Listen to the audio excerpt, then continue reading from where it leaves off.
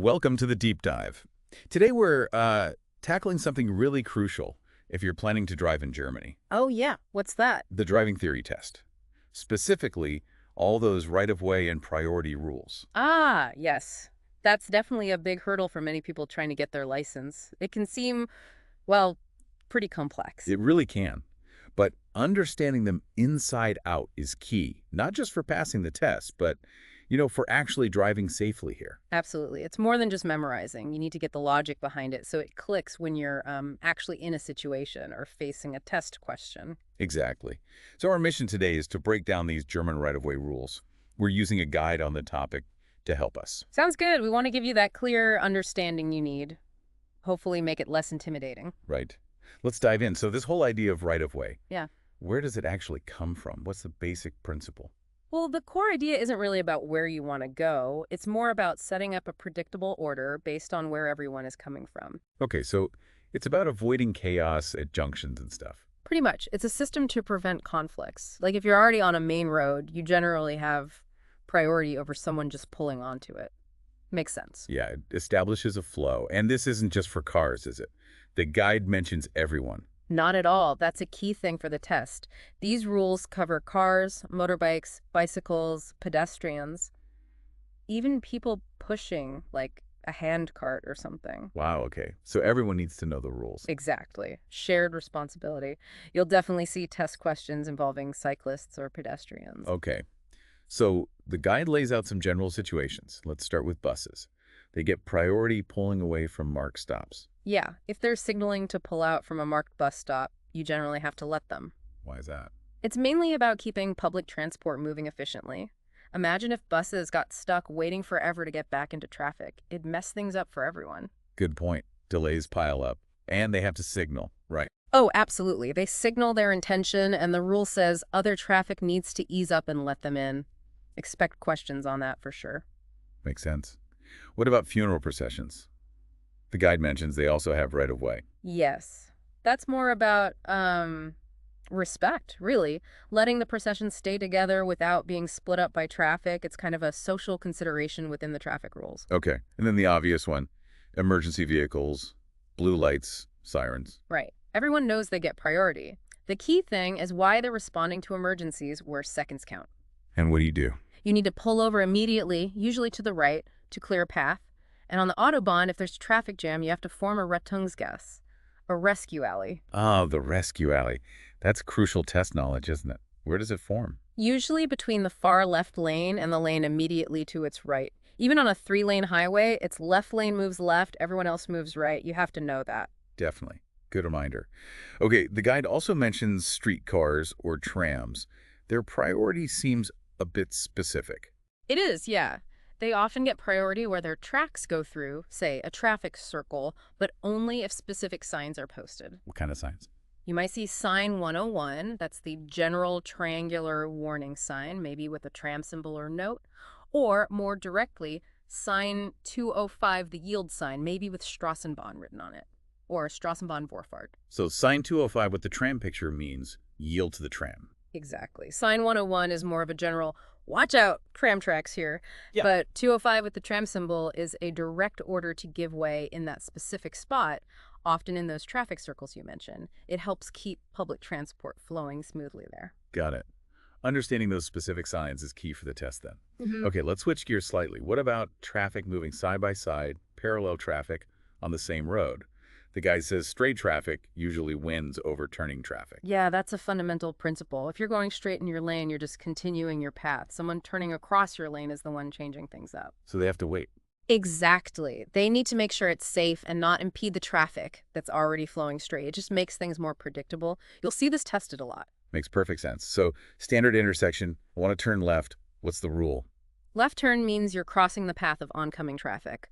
So you must yield to anyone coming straight towards you from the opposite direction. Classic test scenario. Okay, yield to oncoming for left turns. What if I'm turning right? Turning right is usually simpler, but you've got to watch out for a couple of things. If there's a bike lane on your right, running parallel. Ah, yes. The cyclists. Exactly. You have to yield to any cyclists in that bike lane. Same goes for buses if there's a dedicated bus lane there. They're going straight in their lane, you're crossing it. So you yield. The guide has that picture. Blue car yielding to the cyclist. Good visual. What about pedestrians when turning? Big one. Whether you turn left or right, if pedestrians are crossing the road you're turning into, you absolutely have to yield to them, even if your light is green. Even on a green light. Yes, if their crosswalk light is also green, or if they're simply crossing where you intend to go, they generally have the right of way over turning traffic. Okay. But there's an exception mentioned, something about a green arrow traffic light. Right. If you have a specific green arrow pointing in the direction you want to turn, that usually means all conflicting traffic, including pedestrians on that immediate crosswalk, should have a red light. So the arrow gives you the all clear. Essentially, yes.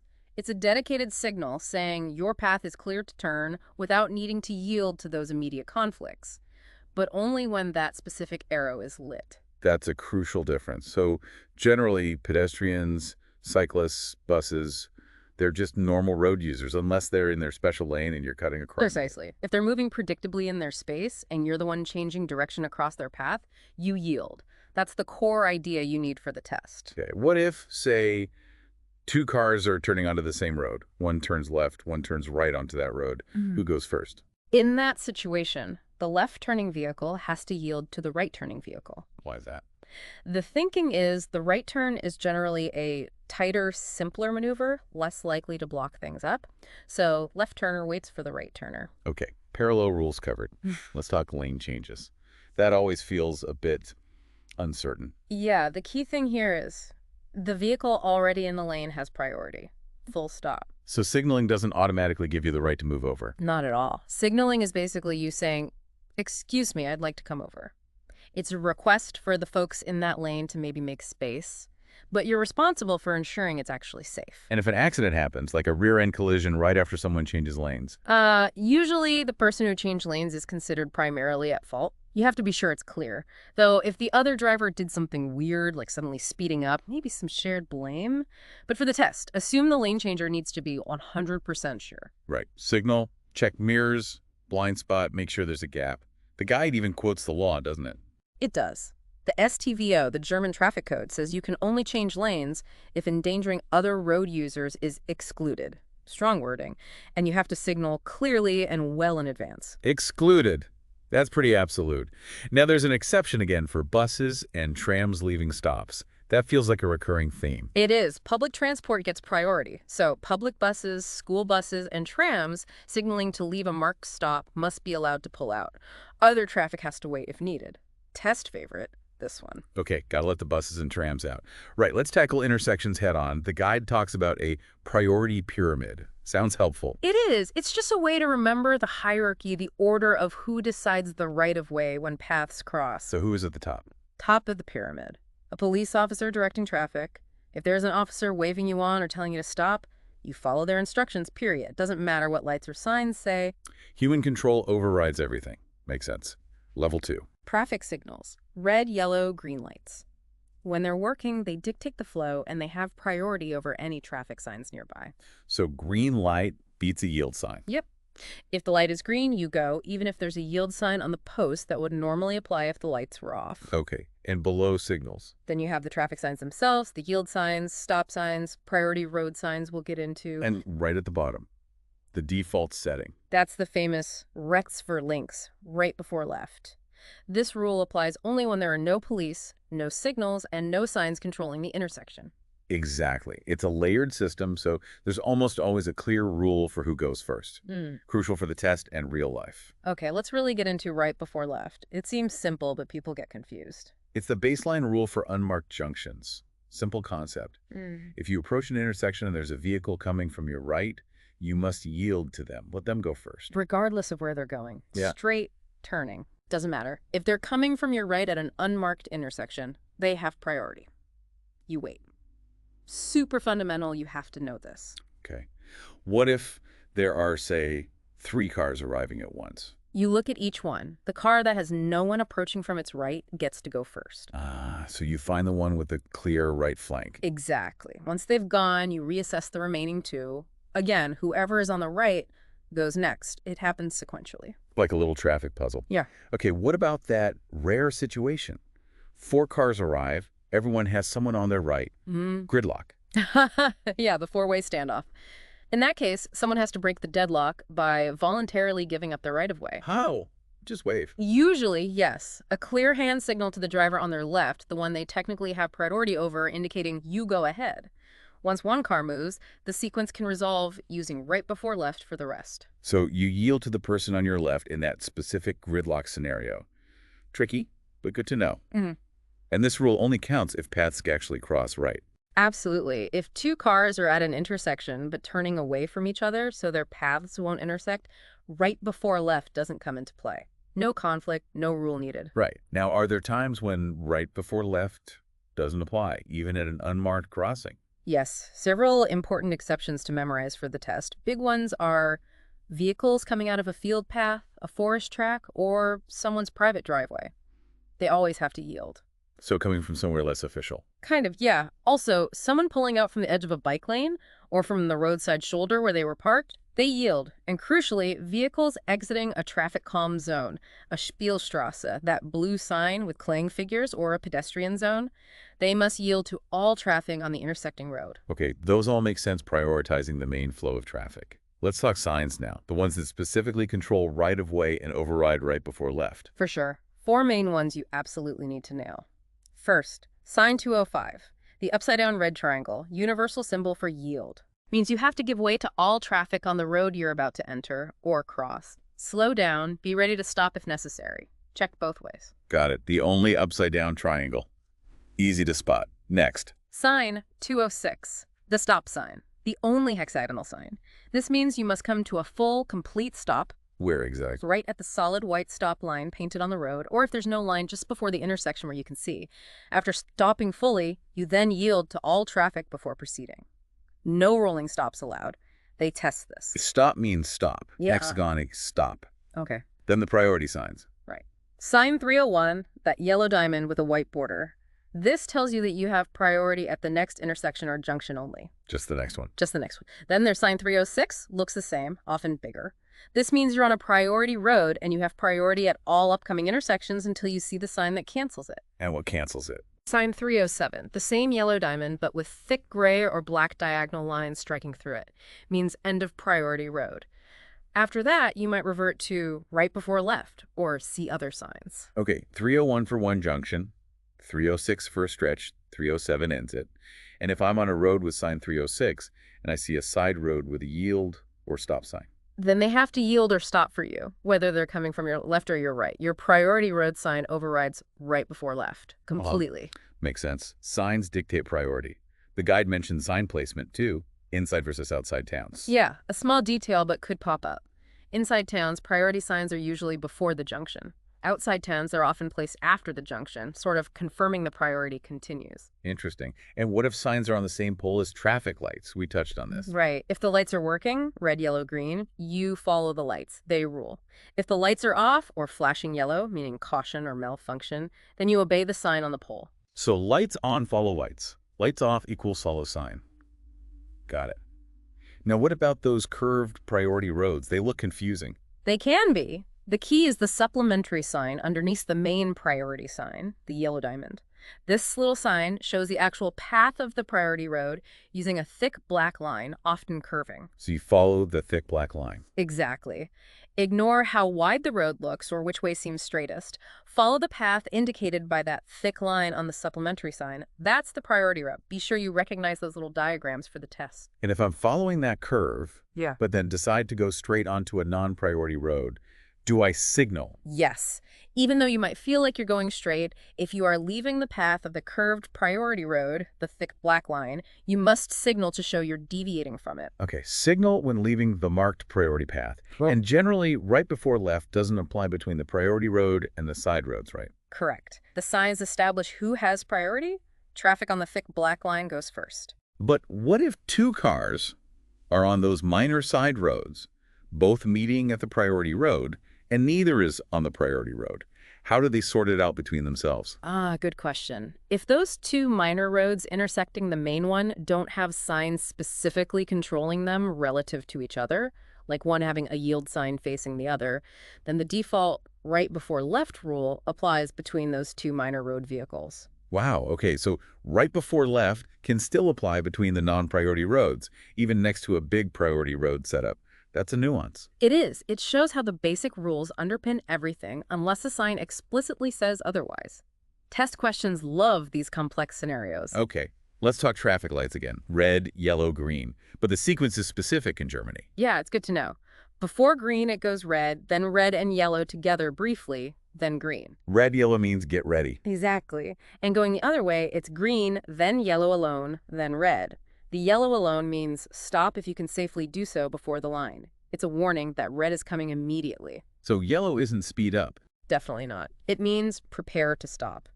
The red and yellow combo is the specific signal that green is next. Might be a test question on the sequence. Good to know. Okay, turning on green or red lights. Specific rules there, too. Yes. Turning left on a normal green light, you still have to yield to oncoming traffic going straight. We covered that parallel traffic rule. Right. Straight beats left turn. Can you ever turn left on red? Very, very rarely. Generally prohibited, maybe on a one-way street with very specific signs, but assume no for standard situations. Okay. What about turning right on red? More common elsewhere. Much stricter in Germany, only allowed in two specific situations. First, there's a small green arrow sign attached to the pole right next to the main red light. A little metal arrow. That's the one. If you see that, you must first come to a complete stop at the line. Then, carefully check if the way is clear, pedestrians, cyclists, other cars.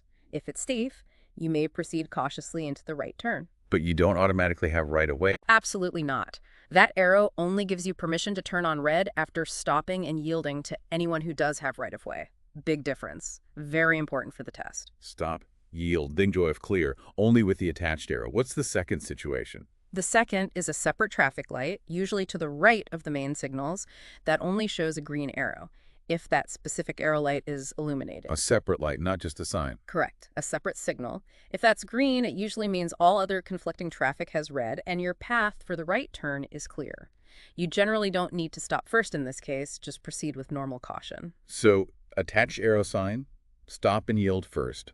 Separate arrow light path should be clear. That's a really key distinction. Vital. They love testing the difference between those two green arrow situations. Okay, let's wrap up with pedestrians. We know they're road users, but they don't just get priority everywhere, right? Right. It's not automatic. Remember the rule. Straight traffic has priority over turning traffic. That applies to interactions with pedestrians, too, if they're moving parallel on the same road. So the guide's situation 1. If I'm turning my car across a path where a pedestrian is walking straight ahead on the same road, I yield to them. Exactly. They're continuing straight, you're turning across them, you yield. Okay.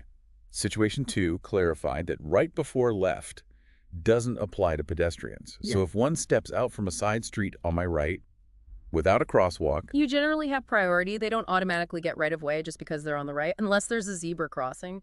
Zebra crossings give them priority. okay, no zebra crossing, car usually has priority over a pedestrian entering from a side street. But always be careful, obviously. Always. But for the rules, that's the distinction. Situation 3 then combines things.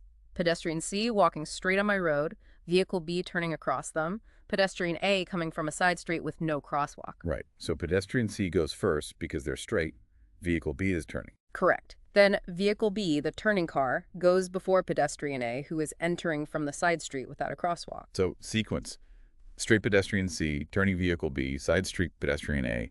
It boils down to turning vehicles yield to pedestrians on the road they're turning onto or leaving from. That's the essence of it, yes. And the variations shown just apply these same principles in slightly different layouts like T-junctions. Okay, pedestrian rules seem clearer now. Finally, roundabouts. They have their own unique system. They do.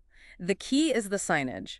A proper German roundabout always has the blue roundabout sign, sign 215, preceded by a yield sign, sign 205. Yield before the roundabout sign. Always. That combination tells you everything. You must yield to traffic already circulating inside the roundabout. Once you're in, you have priority over those trying to enter. Yield to enter. Priority once inside.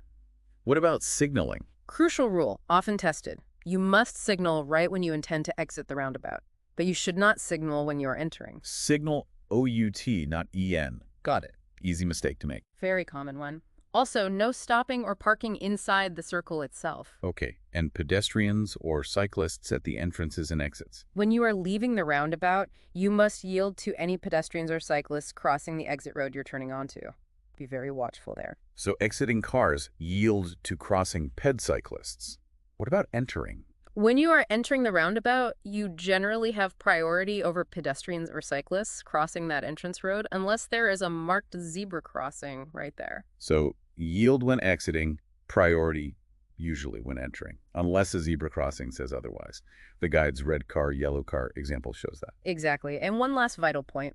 If you see a circular intersection but it lacks those specific roundabout and yield signs. It's not a roundabout. Correct. It's just a normal intersection laid out in a circle. And what rule applies at a normal unmarked intersection? Right before left. Bingo. So don't assume circular means roundabout rules. Always check for the signs 215 and 205. Without them, it's Rex for links. Wow, okay. That was a seriously deep dive into German right-of-way. It's a lot, but it does feel like a logical system once you break it down. It is. There's a hierarchy. Police, signals, signs, then the default, right before left, and specific rules for specific situations like turning, changing lanes, pedestrians, roundabouts. Mastering this isn't just about the test. Right. It's fundamental to actually driving safely and confidently here. Absolutely. If you're prepping for that theory test, really try to understand the why behind each rule, not just rote memorization. It makes it stick. Good advice. And maybe a final thought for everyone listening. Yeah. As you're out and about, walking, cycling, or even as a passenger, start actively watching the traffic. See if you can spot these rules in action. Yeah. Who's yielding? Who has priority based on the signs or the situation? That's a great tip. Real-world observation really cements the theory. You start seeing the patterns, maybe even notice things we didn't explicitly cover. It makes it real. Exactly. It connects the book knowledge to the road. Well, thanks for joining us on this deep dive into German traffic rules. My pleasure. Good luck to everyone facing that theory test.